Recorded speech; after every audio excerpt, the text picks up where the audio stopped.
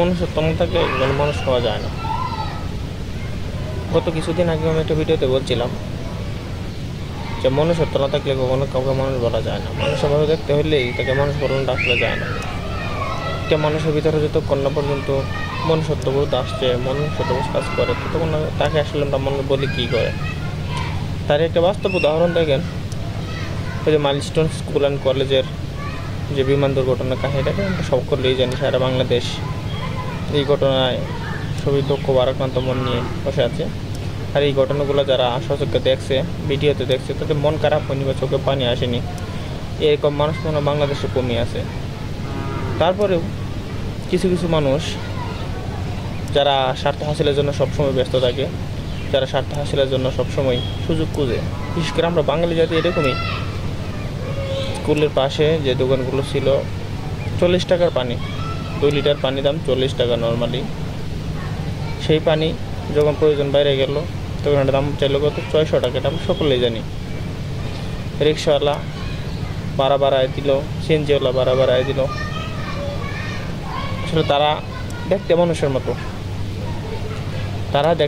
মতো, হলেও তারা আসলে মানুষ না, কারণ তাদের ভিতরে মনুষ্যত্ব বোধ নাই। এই জন্য কি আপনি তাদেরকে মানুষ বলবেন? আপনি বললেও আমি বলবো না। আর এই জন্য কিছুদিন আগে একটা ভিডিওতে আমি বলছিলাম যে মানুষের মতো দেখতে হলে তাকে মানুষ বলা যায় না, তার ভিতরে মনুষ্যত্ববোধ থাকা দরকার। একটা মানুষের ভিতরে যতক্ষণ পর্যন্ত মনুষ্যত্ববোধ আসছে, মনুষ্যত্ববোধ কাজ করে, তখন তাকে মানুষ আমরা বলতে পারি না। এই জন্যই পারি না।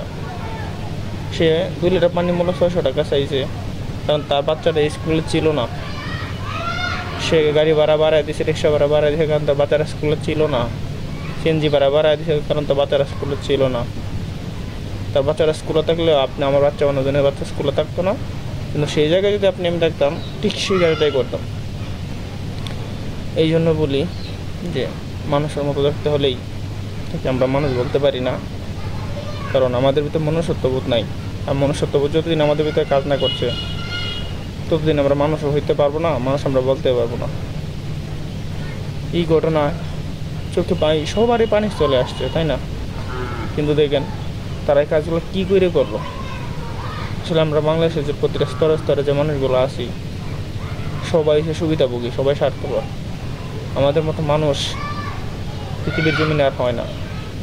আমরা কখনো ভালো মন্দ বুঝি না, আমরা কারো বিপদ বুঝি না, আপদ বুঝি না। কার কোন সময় বিপদ আসছে, বিপদ যদি আসে কারো, তখন আমরা এটা সুবিধা নিই। হয় আপনি, নয় আমি, নয় আমার মতো দেখতে, আপনার মতো দেখতে সেই মানুষগুলোই। কিন্তু সবাই আমরা সুবিধা নিতে জানি।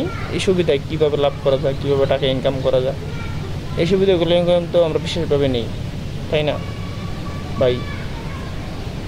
দেশ উন্নত, সমাজ উন্নত কী করে হবে বলেন, যদি না আপনি আমি উন্নত হই, যদি আপনি আমার মানসিকতা উন্নত না হয়।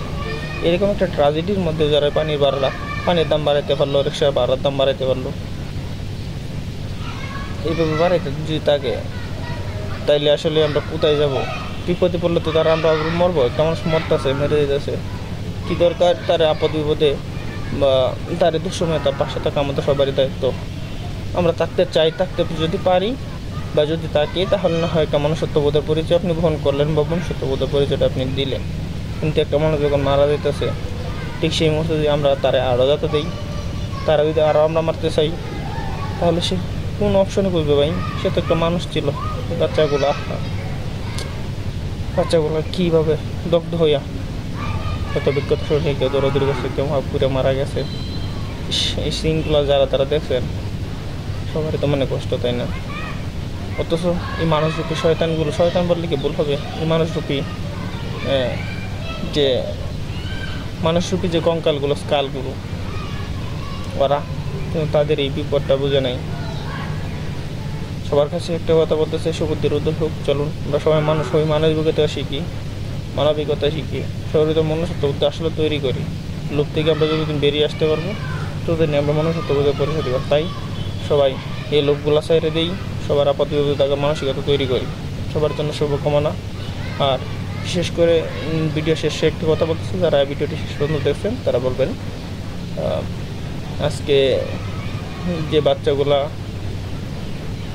উপরে আল্লাহ নিয়ে গেছে, যে বাচ্চাগুলোরে, যারা মানে বলতে চাচ্ছি যে বাচ্চাগুলো মারা গেছে, যারা ক্ষত বিক্ষত অবস্থায় বার্ন ইউনিটে ভর্তি আছে সে বাচ্চাগুলার অভিভাবকের যে অবস্থা, তাদেরকে সন্তান দেওয়ার তো বাসা নাই, তবে তাদেরকে যেন আল্লাহ সেই সন্তান সেই সুখ কাটিয়ে ওঠার মতো তৌফিক দান করেন, এবং যে বাচ্চাগুলা এখন পর্যন্ত জীবিত আছেন আল্লাহ যেন সেই বাচ্চাগুলোকে আরও জীবিত রাখেন।